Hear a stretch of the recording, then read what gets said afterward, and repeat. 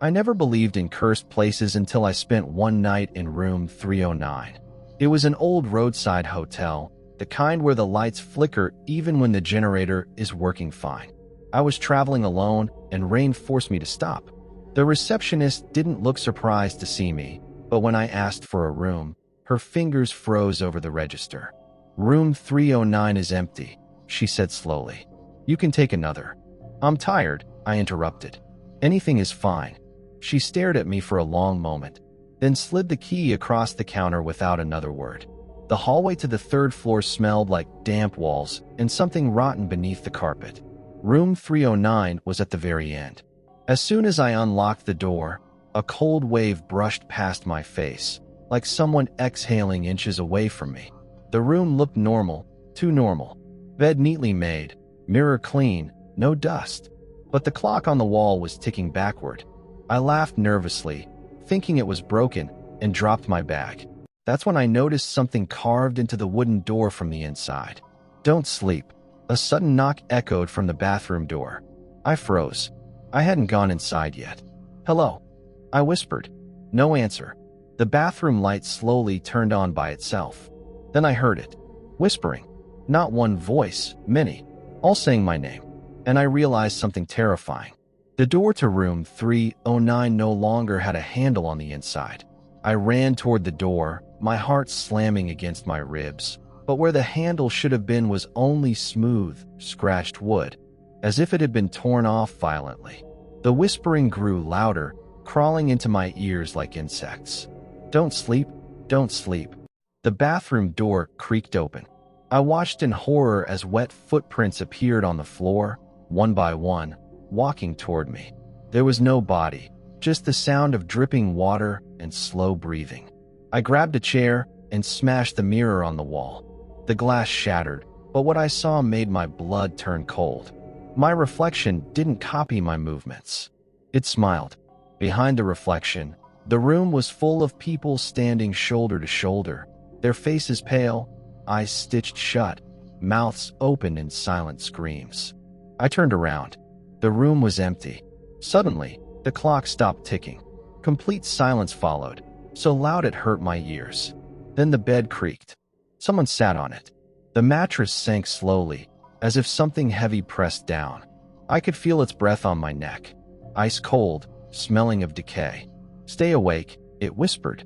My eyelids felt heavier with every second, like sleep was being forced into my veins. I pinched myself, bit my hand, did anything to stay conscious. That's when I noticed something written on my arm in red scratches. "You're next." The lights went out, and something grabbed my ankle from under the bed. I screamed and kicked wildly, breaking free from the grip. I stumbled backward and hit the wall as the lights flickered back on. The bed was empty, but the sheets were soaked, dark red. The whispers returned, louder now, angry.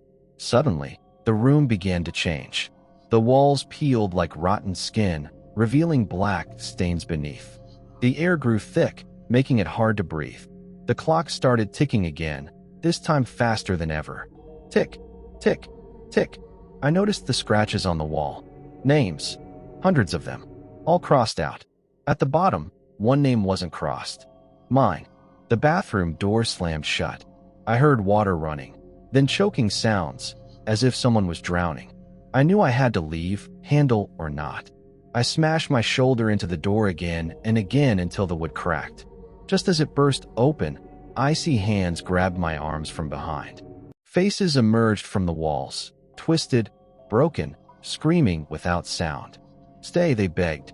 I pulled free and ran into the hallway. But the hallway wasn't the same. The lights were red. The floor was covered in bodies, stacked like garbage, all wearing hotel room tags. 309. Every single one of them opened their eyes at once and stared at me. And then they stood up. I ran until my lungs burned, but the hallway never ended. Door numbers repeated endlessly. 309, 309, 309. The bodies chased me, their movements unnatural, bones snapping backward with every step. Just when I thought I would collapse, I saw the staircase. I jumped down the steps, tumbling into darkness. When I opened my eyes, I was lying in my car. Morning sunlight filtered through the windshield. My clothes were dry. No blood. No scratches. The hotel was gone. I laughed, shaking, convincing myself it was a nightmare. Until I noticed my phone. A notification from an unknown number. Check your arm. My heart dropped. Slowly, I looked down. Fresh red scratches burned into my skin. Room 309 is never empty. That night, as I tried to sleep at home, I heard a familiar sound. Tick, tick, tick. My bedroom clock was moving backward, and someone was knocking from inside my closet. The call came at exactly 3:17 a.m.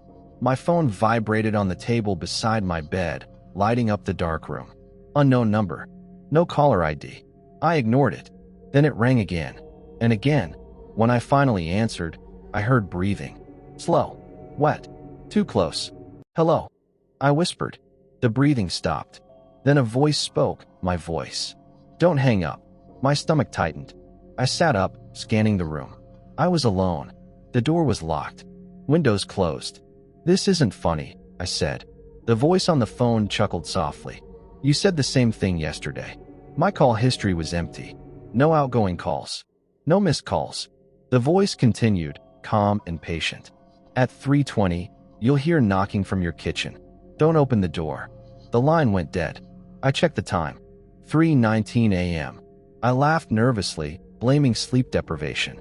Then, knock, knock, knock. It came from the kitchen door. Each knock was slow, deliberate, like whoever stood there had all the time in the world. I stayed frozen in bed. My phone buzzed again. Same number. I answered without thinking. You're doing good, the voice said. You didn't open it. My hands shook. Who are you? Silence. Then the voice whispered. I'm the only reason you're still alive. Suddenly, the knocking moved. From the kitchen door to my bedroom wall, right behind my head. The knocking stopped. I held my breath, listening for any sound. My phone buzzed again. Rule 1, the voice said. Never answer the door.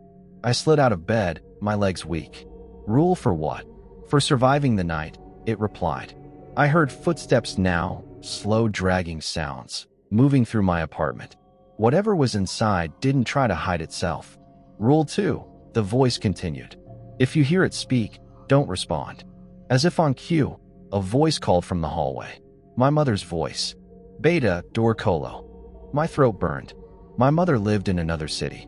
She had died 2 years ago. Tears filled my eyes, but I stayed silent. The footsteps paused outside my bedroom. Good, the caller whispered. It's getting angry. The door handle began to shake violently. Rule 3, the caller said, voice tensed now. When it enters, don't look at its face. The bedroom door creaked open. The temperature dropped instantly. The smell of wet soil filled the room. Something crawled inside. I stared at the floor, my heart pounding. It whispered my name in my mother's voice, closer now, almost loving. My phone slipped from my sweaty hand. It landed face down. The whispering stopped, and something breathed directly into my ear. I slowly picked up my phone. The screen was cracked, but the call was still active. Don't move, the caller whispered urgently. My eyes stayed glued to the floor. I could sense it inches away, crouched unnaturally close. What is it? I mouthed. The caller hesitated. It's what remains of people who answered. The thing laughed softly. Tonight, the caller continued. It wants a replacement. The floor creaked as it shifted its weight. I could feel its fingers brush my arm. Cold, boneless. Suddenly, I saw something dripping onto the floor. Blood. It wasn't mine. The thing screamed. A sound so sharp it felt like knives in my head. I dared to glance up. I shouldn't have. Its face was a twisted version of mine. Eyes missing, mouth stretched too wide, skin hanging loose. The caller shouted, "Run!" I bolted for the window as the room exploded into darkness. Hands clawed at my back. Nails tore through my shirt. I smashed the window and jumped. As I fell, the phone screamed one last sentence. Tomorrow night, you make the call. I woke up on the street below, my body broken but alive. No police came. No neighbors. It was as if my apartment never existed. Days passed, then weeks. Every night at 3:17 a.m., my phone rang. I never answered. Until one night, I saw my call history. Hundreds of outgoing calls, all made at 3:17 a.m., all to unknown numbers. My reflection in the mirror began to change. Eyes darker, voice unfamiliar. That night, the phone rang again.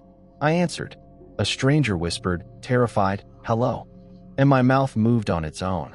"Don't hang up," I said calmly. The clock struck 3:20. I smiled, because the knocking had begun, on someone else's door. The studio basement was never meant to be used. I knew that the moment I unlocked the door. The air inside was stale, thick with dust, and something metallic. This was the old recording room, sealed for years after an incident no one liked to talk about. But I needed a quiet place. I set up my microphone, headphones, and laptop. As soon as I pressed record, the lights flickered once, then stabilized. "Test," I said. My voice echoed back normally. Relieved, I began narrating a horror story. Halfway through the first paragraph, I heard something strange in my headphones. Breathing. Not mine. I removed the headphones. Silence. I put them back on. The breathing returned, slow, uneven, like someone struggling for air. I stopped recording and checked the audio file. The waveform showed a second voice track. I hadn't invited anyone. I played the recording. My voice sounded fine, until the last 10 seconds. That's when another voice whispered beneath it. "Say it again." Cold ran down my spine. I laughed nervously and said, "Very funny." The recording light turned on by itself. This time, I wasn't speaking, yet the waveform moved. The voice in my headphones spoke again, clearer now. "Finish the story." The door behind me clicked. Locked.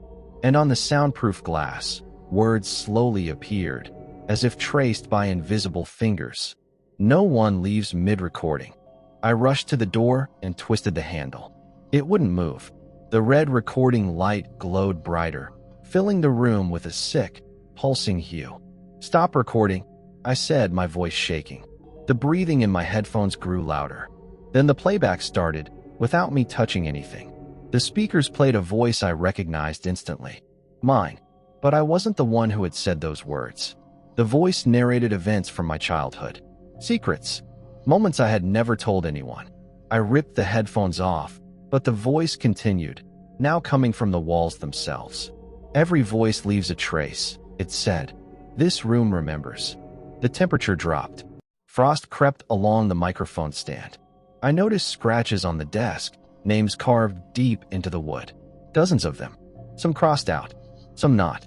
At the bottom, freshly carved, was my name. The door glass reflected my image, except the reflection smiled when I didn't. It leaned closer to the glass from the other side. "Your turn," it mouthed. The microphone rose slightly on its stand. Something unseen was adjusting it. The recording timer passed 10 minutes. A new rule appeared on the glass.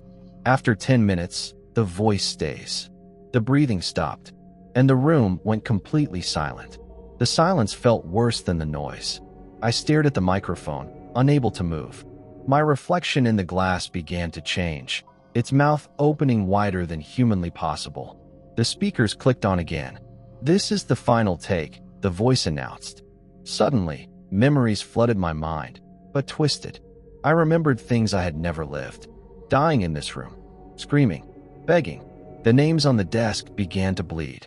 One by one, they were erased, except mine. I screamed and grabbed the microphone, smashing it against the table. The room screamed back, a sound so loud it felt like my skull would split open. The glass shattered. Hands burst from the walls, shadowy, unfinished shapes pulling themselves free. They spoke in overlapping voices. "Finish the recording." I realized the truth then. This room didn't kill people. It replaced them. Every voice trapped inside needed a body to escape. The timer hit 15 minutes. My chest burned. I couldn't breathe. I ran toward the broken glass, but the hallway beyond was gone, replaced by darkness and endless echoes of recorded screams. The voice softened. "Just read the last line." The script appeared on the desk, written in my handwriting. "All recordings must end." As I read it aloud, something stepped out of me. and I fell to the floor. The studio reopened 6 months later. New equipment, fresh paint, a new warning sign, smaller this time. A new narrator sat in the chair. Me, but not really. I smiled naturally, adjusted the microphone, and pressed record. My voice sounded perfect, clear, calm, alive. No one could hear the screaming beneath it. Every night, my recordings went live. Millions listened. Sometimes, if someone wore headphones late at night, they could hear breathing under my voice. Sometimes a whisper, "Say it again." And deep inside the recording room, something waited patiently for the next voice. Because the room never forgets. And once you are recorded, you are never truly gone.